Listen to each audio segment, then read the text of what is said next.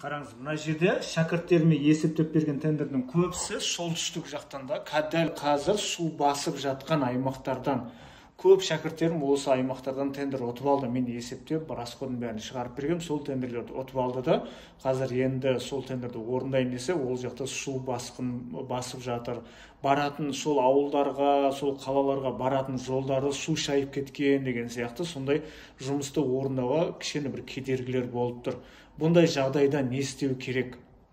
Қараңыз, сізге договор келді, договорға қол қойдыңыз, договордың ішіне согласование деген жерге жазыңыз.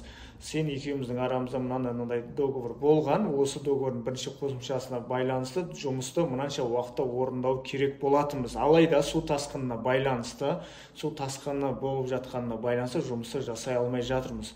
Осы форс-мажорлық ситуацияны ескеріп, жұмысты орындау уақытын ары қарай созуларын сұраймыз деп жазып жіберіңіз. Немесе тауар болатын болса, тауарды жеткізудің уақытын мынанша уақытқа дейін созуларыңызды сұраймыз деп жазып жіберіңіз, болды. Оны звондап айтсам болады деп айтады біреулер. Звондап қана айтып қоя салуға болмайды. Обязательно осылай жазып жіберіңіз. Түсінікті?